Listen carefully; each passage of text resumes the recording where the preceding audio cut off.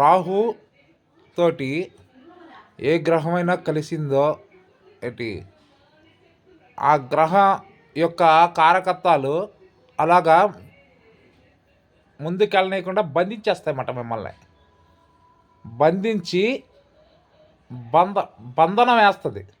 Suppose example రాహుతో శుక్రుడుంటే ఆడది ఏంటి బంధువులు ఏంటి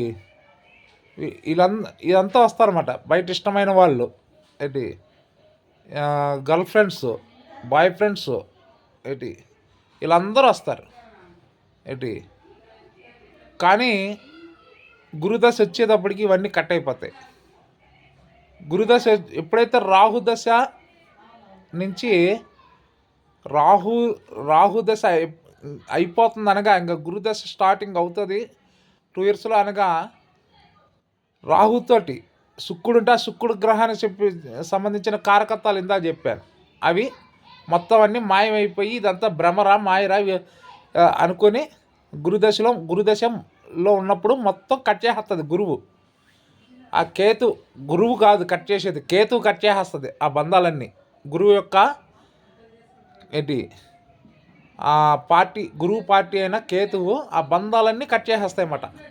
సపోజ్ మాతృకారకుడితో ఉంటే అయితే ఆ తల్లిని కట్ చేసేస్తుంది. పితృకారకుడితో ఉంటే తండ్రిని కట్ చేసేస్తుంది.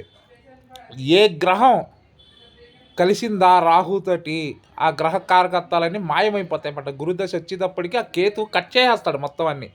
ఆ బంధాలన్నీ కట్ చేసేసి ఫ్రెష్ కొత్త జీవితంలోకి మిమ్మల్ని తీసుకెళ్తాడు గురువు. రాహుతోటి ఏ గ్రహాలైతే ఉన్నాయో అదంతా మీకు మాయమట్టికే అన్నమాట. ఆ శుక్రుడుంటే బంధాలు అది ఆడది అన్నీ కట్ అయిపోయి గురుదశలో కొత్త జీవితాన్ని మీకు ప్రసాదించబోతాడు. ఇదే రాహు తర్వాత గురుడు వచ్చే దశ. హరికృష్ణ.